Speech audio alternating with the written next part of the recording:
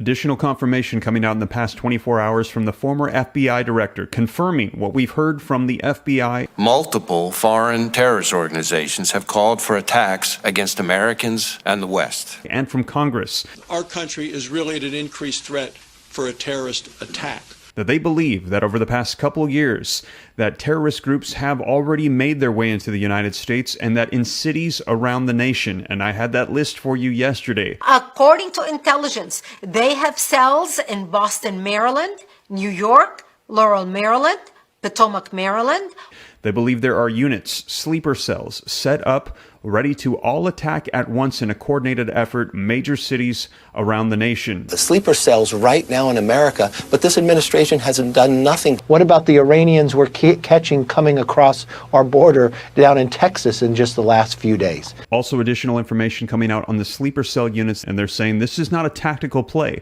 This is strategic. They've been here for years. They're letting others in, and now they're said they're to the point where they are ready to lay out a coordinated strategic attack on the United States, and they believe that we are at the doorstep of that attack. We have additional confirmation coming out on all this. I'm going to be sharing with you the video footage here that they're saying that an attack on U.S. soil is very likely. And we heard from the FBI that this might not just be physical attacks, but in addition to that, cyber attacks on infrastructure. They're saying to watch our water, our electrical grids, our airports, as they're saying they're going to try to knock out U.S. systems. Now, how many are here and how big is the list of cities? Well, it's actually shocking how many there are. And this comes as yesterday, Saturday, we saw in Washington, D.C. at the White House, tens of thousands of people from all over the nation gathering to protest the war in Gaza and call for the annihilation of Israel. Israel can go to hell! Additional warnings coming out at religious gatherings. Christians and Jews could be the main target of potential attacks. Now, I'm going to be sharing with you the latest video footage so that way you can see it for yourself. And I know that this is not what anybody wants to hear, that there are potential attacks coming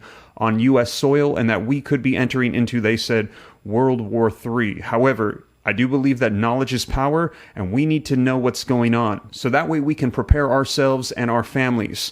And if you feel the same way and you appreciate these updates, do me a quick favor, smash the like button, share this out with anybody else that you think it could help. And if you want to stay up to date on everything that's going on, it's totally free. Why not? I'll keep you up to speed. Hit that subscribe button, turn on that notification bell. But with that being said, let's go ahead and take a look at the video footage so that way you can see exactly what's been going on, with additional confirmation coming out in just the past 24 hours of everything they're saying that could be unfolding here very soon. Let's go ahead and take a look. The FBI Director Wray nor the President have any idea whether or not there is somebody from Hamas roaming around the United States of America who could strike this kind of deadly attack on our own country. All right, you notice a pattern here. More and more governors, and in fact, the governors of Oklahoma and Texas who were visiting Israel to warn us what's going on over there, and the threat of terror over there is, in fact, likely to happen over here. Christopher Wray, the FBI director, saying as much just a few days earlier. Chris Wecker is the former FBI assistant director. Chris, good to have you. Are they right? Is it just a matter of time before we're dealing with what Israel's dealing with here? Absolutely, Neil. I mean, this is the greatest terrorist threat to this country since the pre-9/11 run-up. And I think it's even more pronounced now because we have these conflicts, these cells in the United States. I mean, when I say cells, I mean Hezbollah and Hamas, but mostly Hezbollah have been around for a long, long time, raising money, committing crimes and raising money for Hezbollah. Those cells could quickly morph into violent cells. And with the southern border being as open as it is, we have no idea who's in this country. So it's a combination of what's going on in the Middle East, as well as that wide open southern border. We got to have a couple hundred FBI agents on that border trying to determine who's coming in. We have completely negated all the security steps that we took after 9/11 to keep terrorists out of this country. So the fear is they're already here. Clearly. I mean, but then there's also the greater threat, I think, of organized terrorist activity in the U.S. Yes, these cells were already here, but there's even more flowing across our border every day without question. And we don't know where they are or who they are. If you're a terrorist, you're going to sneak across that southern border. You don't need to take a plane or use any other means to get into this country. And they can come in groups and cells. There are no boundaries for these people, and they are dedicated to destroying the Western civilization as we know it. So they're in it for the long haul, and you can't. I guess the point being, Neil, you can't trust them. No matter what they say, you cannot trust them. To all of you who are wondering why we should care about Hamas and what's happening in the Middle East, you should care because Hamas has a large network of cells spreading all across America.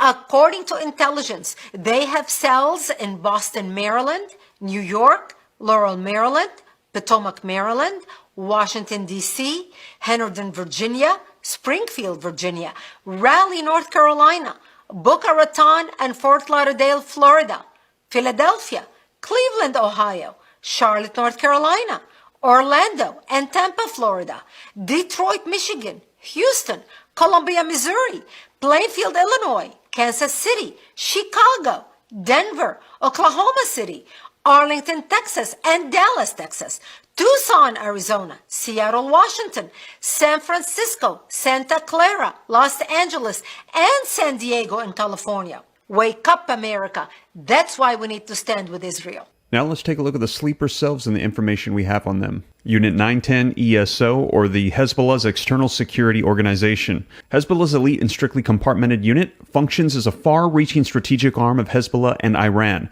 Its purpose is to serve as a deterrent against the West, or the United States, and against Israel in particular. The unit is composed of a specialized unit operating jointly, both from administrative and operative aspects, and is strictly compartmented from other units within the organization. The unit is composed of a small group of operatives, mainly Lebanese Shiites, whose families were not born in Lebanon, some of which even hold authentic foreign identity documents, allowing them to travel across the world under false identities and tourist or business cover-up stories. Their frequent travels abroad are explained away to their family members, neighbors, and friends as regular business trips, whereas they are in fact members of units mounting various terror activities throughout the world. As opposed to other religious Lebanese Shiites, the operatives who travel abroad shave their heads, do not visit mosques, and consort with local women in the areas where they carry out their missions. The operatives of the units undergo a long and complex process of security training until they are formally authorized as operatives, including field security, working undercover, sabotage techniques, as well as camouflage techniques in case they are required to escape from any given country. In order to facilitate its activities worldwide, the unit establishes ties with elements who support Hezbollah and are permanent residents abroad, and uses these elements for logistic and operational purposes. The majority of these local facilitators come from Lebanese families that immigrated from Lebanon years ago, while others are native who have converted to Islam or Shia Islam and are eager to contribute to the struggle while accepting the risks involved with providing support to terrorist organizations. Hezbollah makes cynical and manipulative use of the elements who provide them with support. As a result of this, the majority of Hezbollah's failures to carry out terrorist attacks have ended in such a way that while the operatives were warned ahead of the time and exfiltrated, the network of facilitators paid the price by serving long prison sentences. The operational capacities exhibited by the unit are indicative of the callous disregard for the consequences of the terror activity that it mounts, and therefore throughout the years it has used enormous quantities of explosives, which, regardless of the chosen target, have hurt or would have hurt, had they been successful, many innocent people. The unit's activities is characterized by a long-term perspective, striving to achieve significant achievements as opposed to fast and limited achievements. So there you have it. Now, we have heard that if official war is declared by the United States, that the reserves that we currently have are actually 1/10 of what we had 50 years ago the last time a draft was needed. And they're saying even though Congress and the U.S. military is saying a draft will not happen, it's not needed, when you take a look at the numbers, many are saying it's telling a different story. Now, in addition to that, we're getting more information every day about a potential attack, terrorist attacks here on U.S. soil. And as more comes out on that, I'll be sure to share. But to get the latest, if you missed the lives and the videos, check out these ones right here next. And I'll keep you up to date as more rolls out. But with that being said, you guys, thank you so much for joining me. I'll catch you in the next one. Take care. God bless. This is Steve.